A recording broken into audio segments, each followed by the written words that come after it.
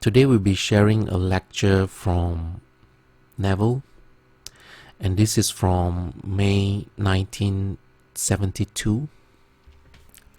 The title of the lecture is The Duality of Man. In this lecture, Neville talks about the two men inside every one of us. The first man is the physical man who falls into various states. And the second man is the spiritual man who has discovered the power of his imagination and uses his imagination to achieve his aims. Neville uses a few stories from his personal life, the first one being how he stopped a con man from deceiving the ticket office of a theater company, and how as a result of that, Neville got the VIP tickets that he had imagined that morning. The second story, which is more personal, Neville revealed how he divorced his first wife and married his second wife. He uses these stories to show us that we need to forgive every man in this world, because the physical man falls into various states, influenced by the strong imagination of imaginative men. We have only to enlarge our conception of causality, to excuse everything and forgive all.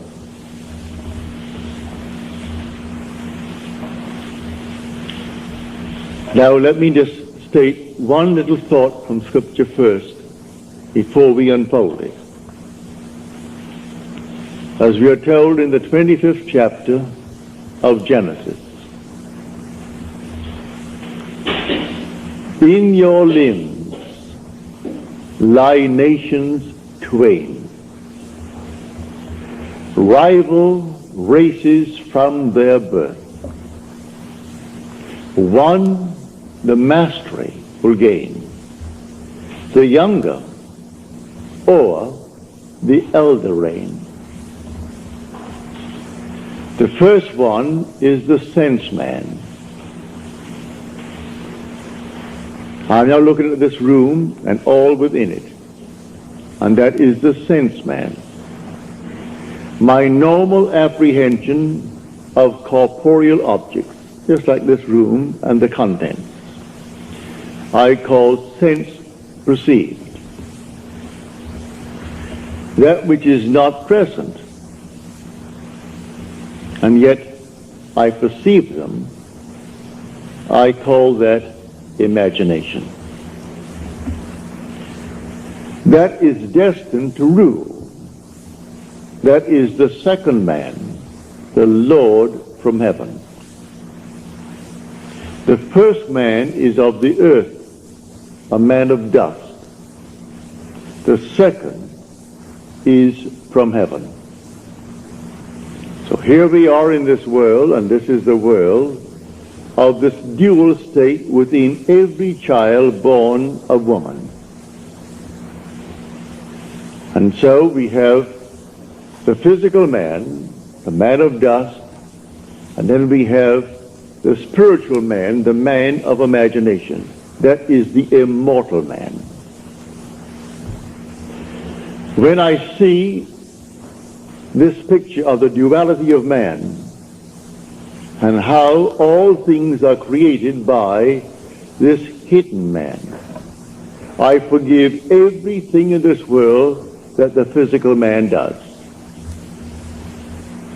For the physical man is only a state.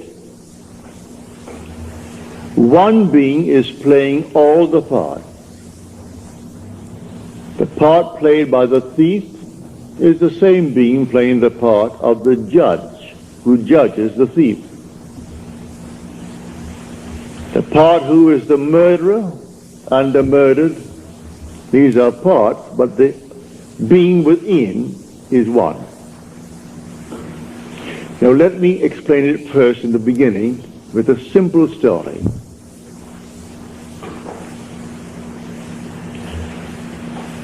About 8 years ago, I was in New York for a month.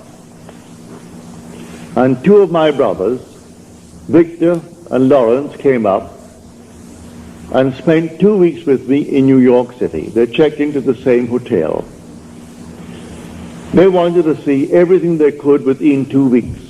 And I bought them 14 shows. And sometimes they went even to an afternoon show. They wanted to see everything in the crowded 2 weeks. But the one thing my brother Lawrence wanted to see was the new presentation of Aida. Well, the papers said it was sold out from the very moment that it was stated, a new presentation. Same music, naturally.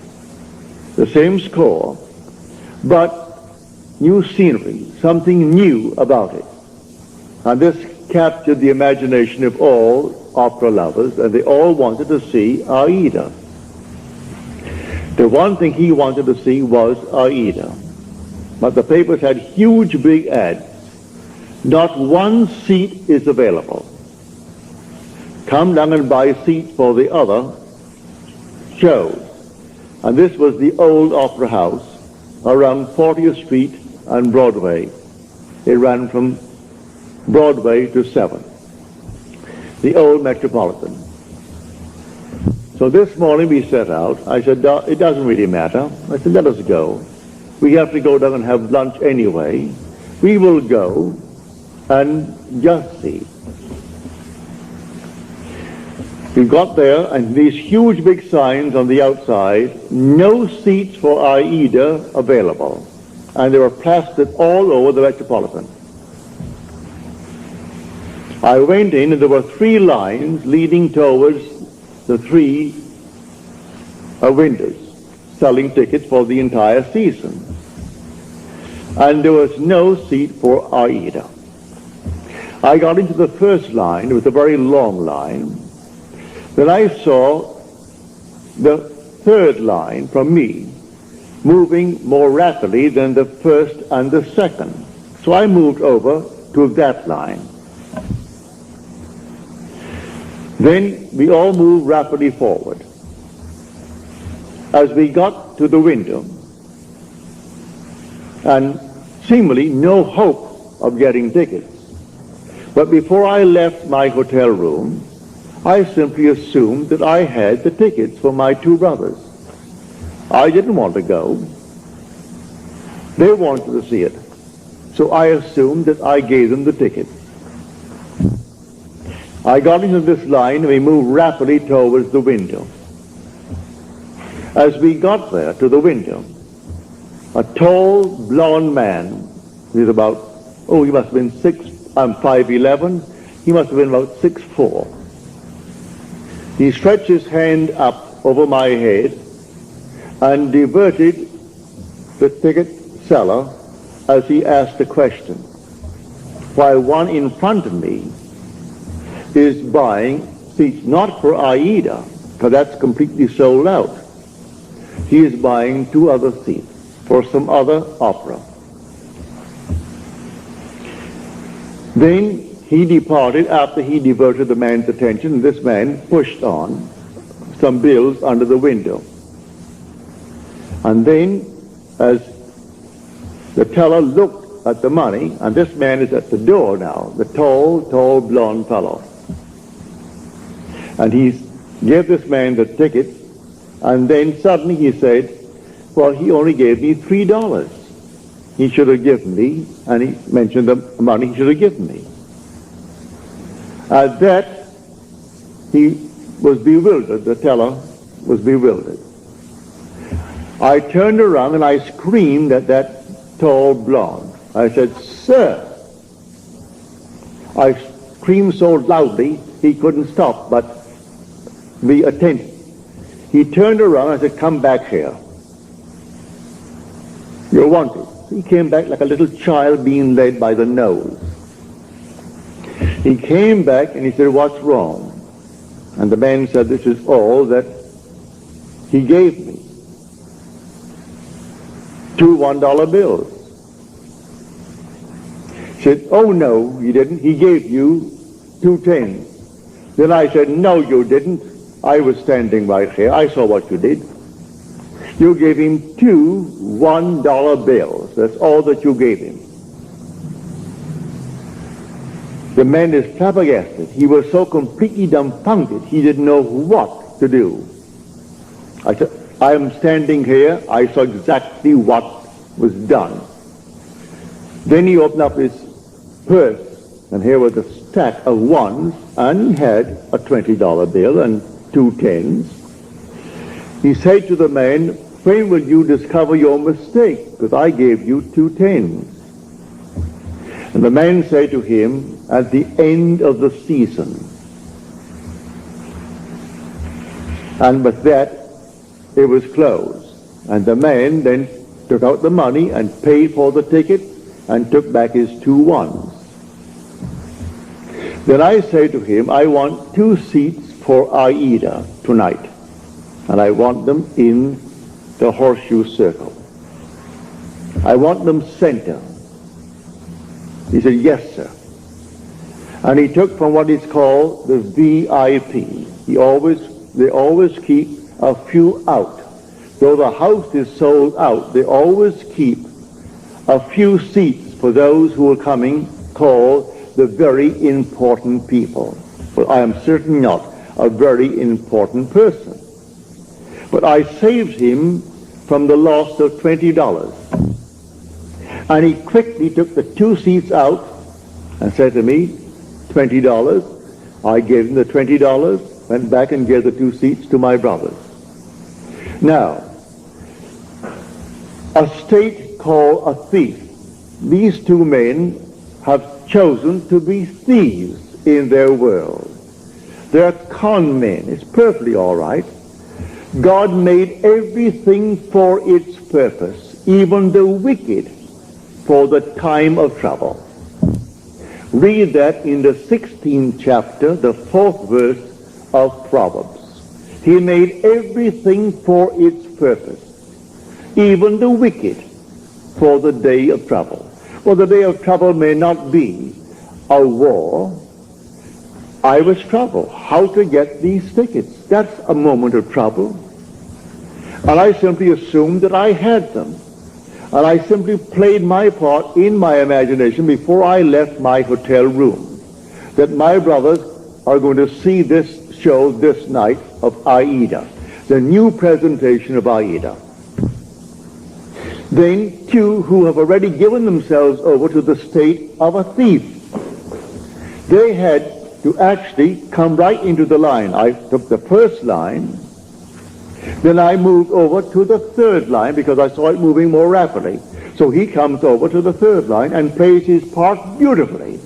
If he had not done what he did, I would not have received those tickets because I am not a very important person. But the man looked me in the eyes and said, here is an honest man. As far as he is concerned, I am an honest man who saved him from losing $20. And so he quickly took out the 2 seats. I paid for them. Naturally, he didn't give them to me.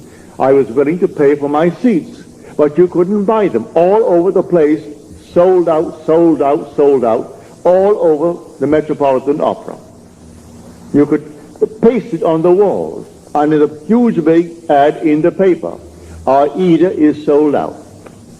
And I went that day and got those seats right in the circle, in center row for my 2 brothers, because one man played his part beautifully. He has given himself over to a con man. He finds it easier to make a living being a con man. There are those who are pickpockets. There are schools that teach people to be pickpockets. Do you know that? They come right out of the school and go into a profession. All right, that's their part. They play that part. Now you play your part beautifully, and one of them can be instrumental in getting you what you want in this world. So I wanted 2 seats for Aida. Were it not for a con man in that world I would not have had those 2 seats. So he comes into the line where I was in the line. He comes forward, and just as I got to the ticket window, he puts his hand over my head to divert the man's attention. And the one in front of me, who is buying 2 seats, not for AIDA because you can't get them. He is buying 2 seats for something else. And he puts out $2 bills instead of 2 10s. And then this man starts, and I turned around as though I was inspired. And with my full voice, I said, "Sir, come back here." He had to come back. So he came on back just like a little child and stood next to me, and he looked down at me. He wouldn't dare budge. When I said, "You didn't give him anything more than what he's showing you now. You give him exactly what he's showing you." Because I was fair, and I stood next to you. He was helpless. He couldn't hit me. He was many inches my height. I'm 5'11", and he may be about 6'5" or more. A strong, strapping blonde. But he was impotent in my presence when I called him back. He only played the part. So should I not forgive him? There are infinite states in this world. And all you have to do is forget states. You play your part. And every state necessary to make your part come to fulfillment will be present at the moment that you need it. And so we went over to Longchamp for lunch. And my brother Lawrence and Victor, they had their tickets, and that evening they went to see Aida. So in your limbs lie nations twain. They are rival races from their birth. One the mastery shall gain, the younger over the elder reign. And the younger is the second, and the second man is the man from heaven. And that man is your own wonderful human imagination, who is God. And there is no other God. That is the Lord from heaven. And the outer man that clothes him, he is under compulsion to fulfill the commands of that inner man. But everyone is falling into states, infinite states. To understand this world, you must think in terms of states. And so he has made everything for its purpose, even the wicked for the day of trouble. And so use everything, but you don't have to think of which one will do it. Forget who will play the part.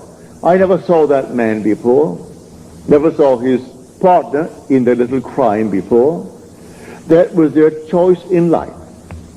There are those who have chosen to be pickpockets for the rest of their lives.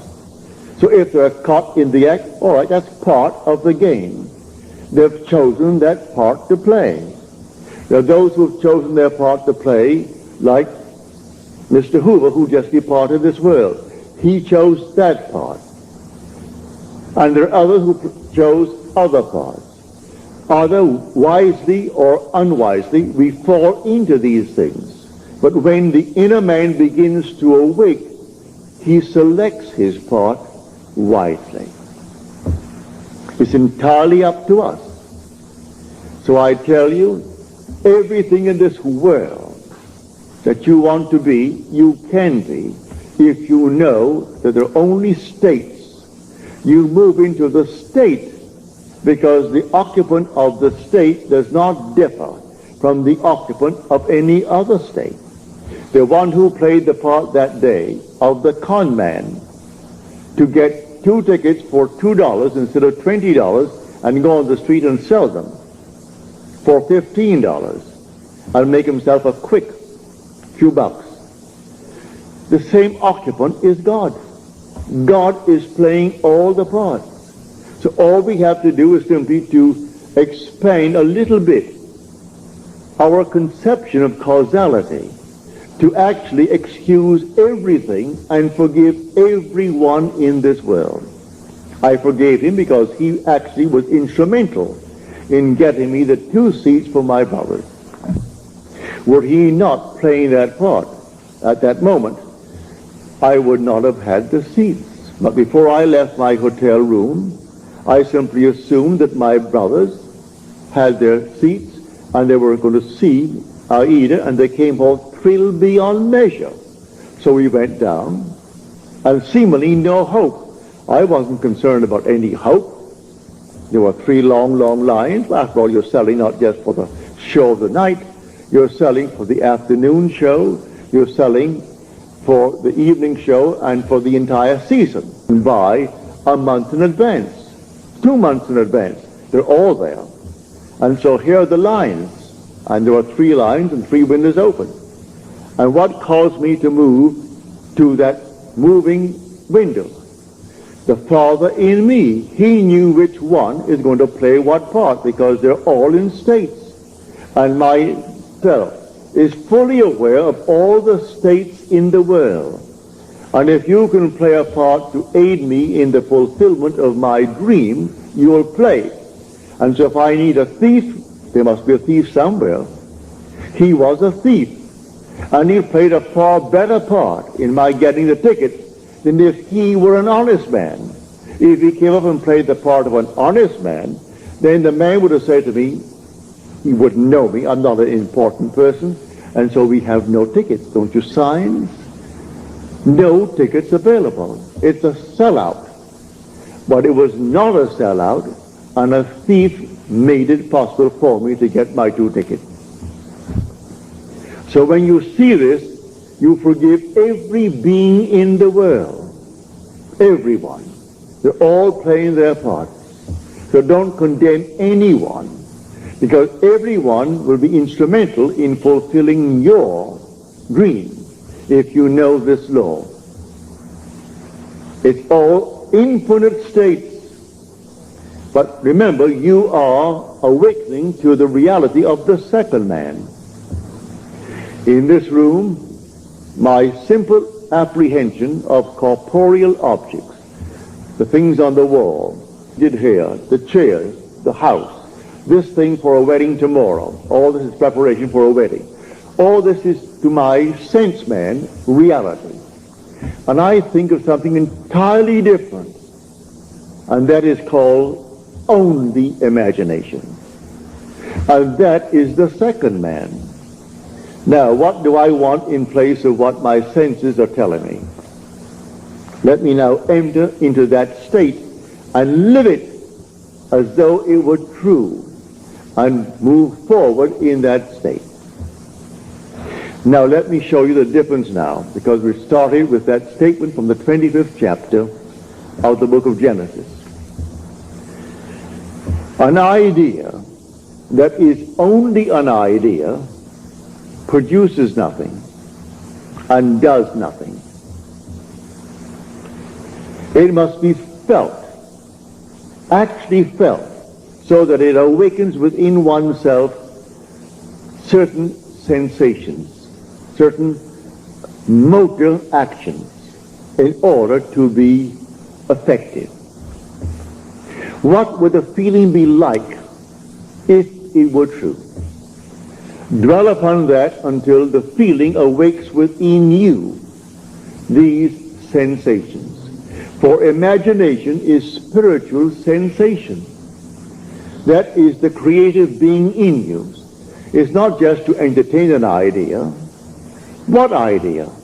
The idea must produce in you this feeling, which is a sensation, but it must be a feeling. What would the feeling be like if it were true?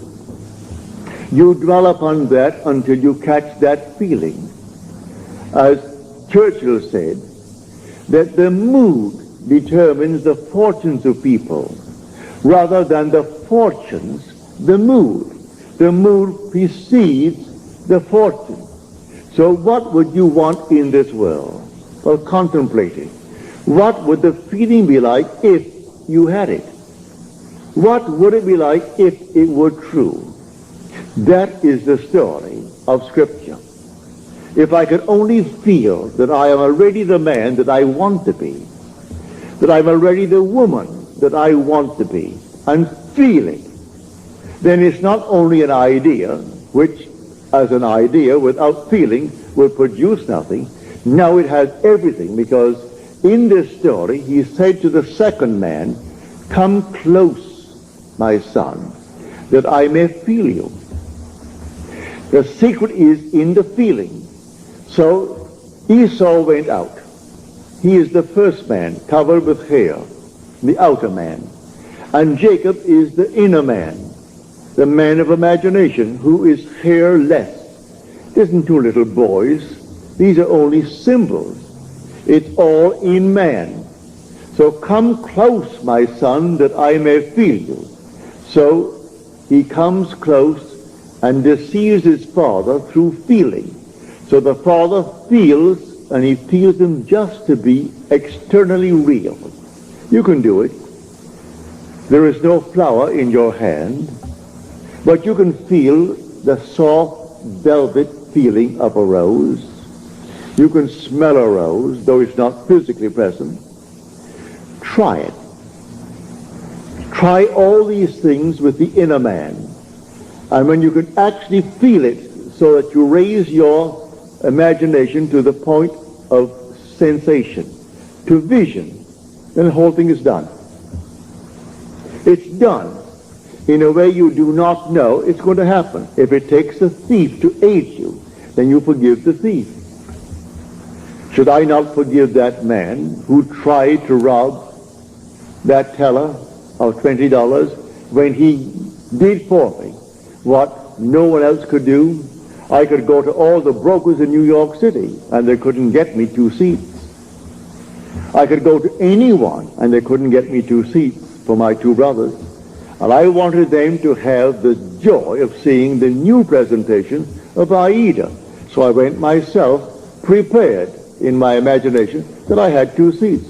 And it took a thief to be instrumental in getting me the seat. Should I not forgive him for the part he played? He went to the door, this tall giant of a man, looked back at me, but he wouldn't have the courage to come up and slap me. There was something in me that dwarfed him in his own mind's eye. So in spite of his height and his bigness and his strength, he couldn't dare strike me, for I was speaking from a different level of consciousness altogether. So I didn't condemn him. He played the part he had to play, and by playing it, I got the seats. So all we have to do is simply to widen, just widen a little bit, our conception of causality, to actually forgive all in the world, to excuse everything in the world. They're playing their part. So tonight you want a bigger job, you want more money in this world, you want, and you name it. Well then, it may be a thief who is going to aid you in the getting, without knowing he's doing it. Don't judge him, don't condemn him, just simply you go forward knowing that I have ways and means that the physical man knows not of. My ways, the inner man's ways, are past finding out. And you simply go forward in the assumption that you have already achieved what now is only a wish as far as the world is concerned.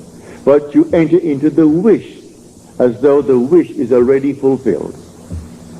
So what would the feeling be like? Come near, my son, that I may feel you. And so he comes close. He said, come nearer, my son. Then he said to him, you know, your voice is the voice of Jacob,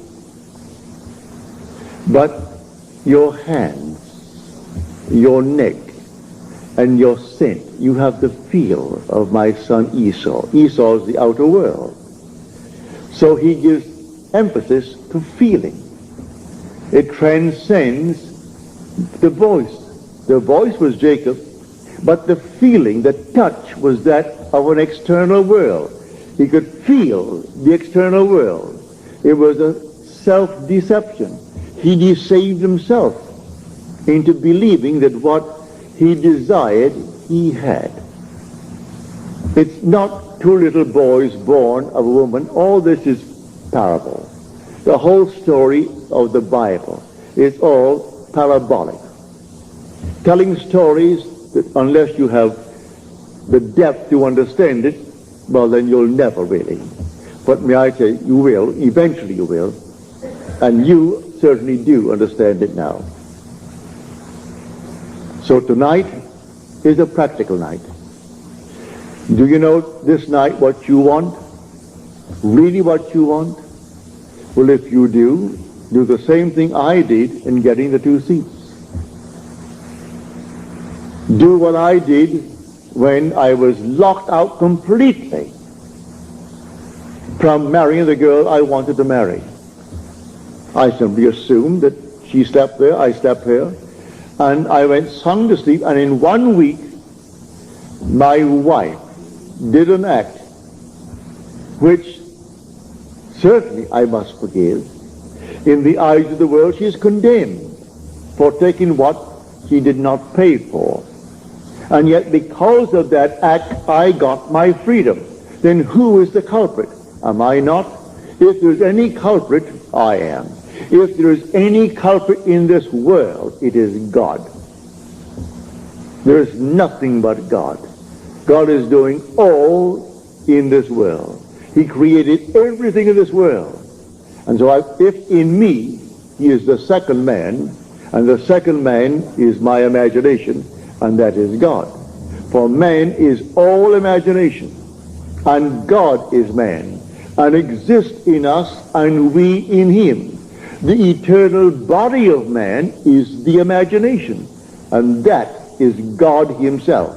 Well, if I in my imagination slept as though I am happily married to a girl that the laws of New York State said I could never get because of my entanglement with my first wife, and in 1 week she performed an act which was judged harshly by society, and yet she was the instrument of my getting my freedom to marry the girl who now is the mother of my daughter. So how can I blame her who performed that act? She was in a state, and who did it? I did it. I did it by simply assuming that I was free and happily married to a girl that the state of New York said I could never marry because of the ancient laws that restricted my desire to get a freedom in that state. So you forgive everyone in this world. They're all playing their parts. So in my own case, I have seen thieves. I have seen all kinds of people play their parts. They were instruments in the fulfillment of my desire. So how can I ever condemn all? So the last cry on the cross, Father, forgive them. They know not what they do. Forgive them. The whole vast world is playing until he awakes in that body. He is playing the part, and he plays it automatically, unwittingly. For one who is awake, who knows exactly what he's doing. And so they all play their parts. For God in everyone is the same God. There aren't two gods. There's only one God. And that God is your own wonderful human imagination. When you say, I am, that's God. So tonight you just simply boldly declare that you are the man. You are the woman that you want to be. And walk in that assumption as though it were true. And then let all these sleeping states play their part. May I tell you, in spite of what they appear to be, they are sound asleep. They do not know. He thought he knew what he did. He came right into my line and played his part. I could have remained on the first line and waited and waited and waited and no one would have played that part there. I moved over to the moving line, and here he comes. And so how could I ever condemn him? How could I ever in any way feel other than thankful? I would say to him, thank you, because you played the part you had to play like a play. So someone comes in on the play, the curtain goes up, and here comes the monster. And he plays it beautifully. And the audience hisses and condemns him. If there's any condemnation of the part, where is the author? Send for the author, for he wrote the part. And the author, if there's any praise, give it to the author. Any condemnation, give it to the author. I know I played a second part, on a play on Broadway. And if I didn't get a hiss when I came on, if they didn't hiss me, I felt I wasn't doing well. But I would say 99% of the time as I came on and started to play my part, the audience hissed. Then I knew I was really on my toes. I was playing the part well. Because I was a cat in that part. And they couldn't restrain themselves, especially with the matinees, when they had children there. Lots of ladies and children, and they could not restrain their emotion, and they were hissing. Well, then I knew, Neville, you're getting over all right. So I was thrilled with their hissing, because I was playing only what was written for me to play. So, in this wonderful world of ours, we are infinite states, and everyone is in a state. But the one being in one state is the being in all states. There's only one player. God only acts and is in existing beings or men. He is in all the states, and his name in all states is I am. So someone chooses the part, and he wants to be, well, a thief. He finds it easier, he thinks, than getting up, going to work, and punching a clock and punching it out. He feels it's better for him to live that life. All right, so he's chosen that part if he does it deliberately. Or he might have fallen into it through habit of others, and then it's unwittingly. All right, but he will also pay the price. That is the thing he has to consider. He'll pay the price because the part has a price with it. But in spite of that, he can be used in the fulfillment of your dream.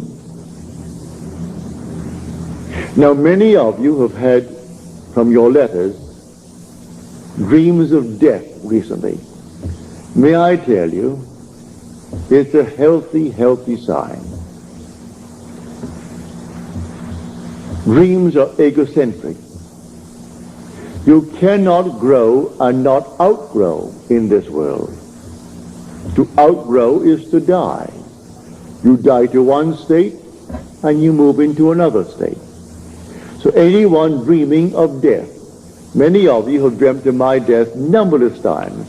As Paul said, I die daily. Every day he grows. If he did not die every day, well, then he didn't grow that day.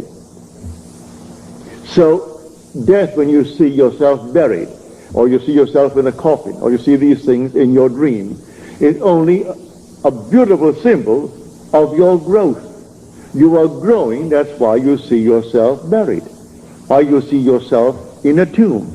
It's simply an expansion of consciousness.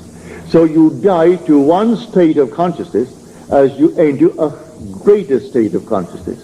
So when people see themselves dying, or others say you're dead, it has nothing to do with a little physical body, because you don't die anyway. Not really, for nothing dies. It's always an expansion, an expansion, an expansion. So when you do see yourself being buried, give praise. You have died to your former beliefs. And these archaic concepts that you entertain, which only enslave you. When now someone introduces you to a new idea, and you toy with the idea of accepting it, but you resist it for a while, then suddenly you see your body being entombed. It means it's gotten hold of you.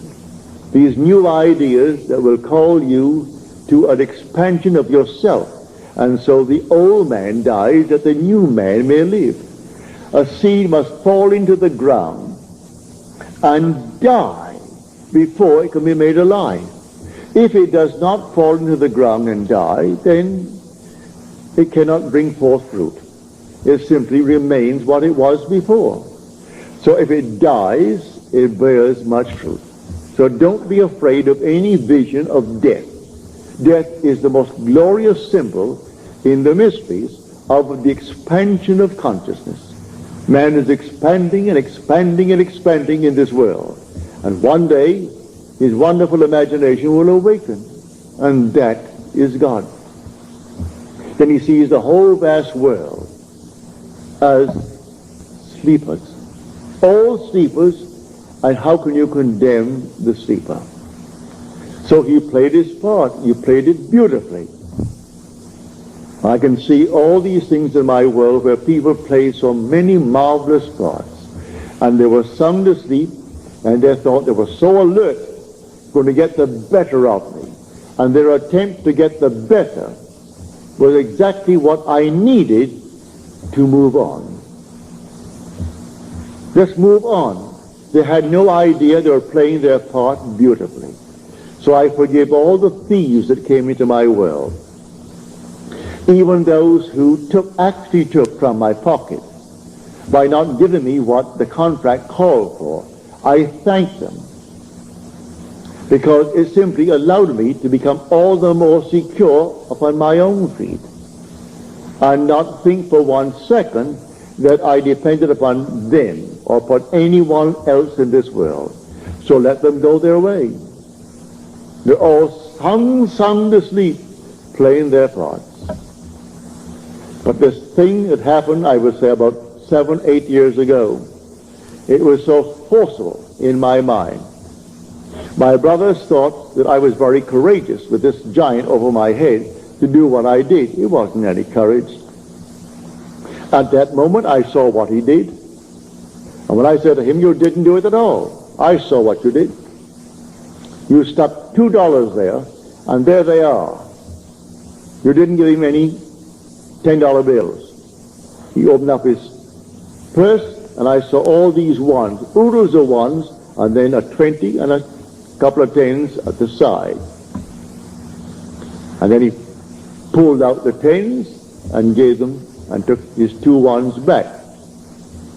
And then he went back to the door with the other partner of his and looked at me as though he could have killed me, but he didn't have the guts to hit me. He couldn't. If I were that big, he could not have struck me, because I was speaking on an entirely different level. And on that level, when I knew I was going to get my seats, that's all that concerned me, here comes the 2 seats. And the man said, yes, sir. He treated me as though I stood before him as the president. And he thought, now here is an honest man who saved me $20. I'm only playing the part. I only wanted 2 seats that night, because that's all that my brothers could give, because I had all these seats bought for them. All the shows on Broadway at the time within 2 weeks, and they went night after night, and matinees and everything else. Got it right up to their heads in shows. So I'm telling you, if you know of this dual being within you, in your limbs lie nations twain, rival races from their birth. One the mastery will gain, the younger over the elder reign. Now see that younger one actually reigns, and the younger one is your imagination. The older one is your sense man. The facts, these are the facts of life. What is my bank account? And I own more than the bank account has in it now. Well, now that is Esau's judgment. Now, Jacob puts in 50 times what is there now. In my mind's eye, I have deposited 50 times more than is there. How it's going to happen, I don't know. I don't know any more than I knew that day when I started off with the Metropolitan Opera, how I'm going to buy seats. When the papers tells me you can't buy a seat, huge big ad, save your time, don't come. All other seats are available, but not for Aida. And I go down only for Aida, and I get them. Because of a seeming thief played by the part of God. For God plays all the parts in the world. There is nothing but God. And say, I am, that's God. That is the Lord Jesus within you. That is your immortal being that cannot die. He cannot die. That is your eternal self when you say, I am. Imagination is not some vague essence.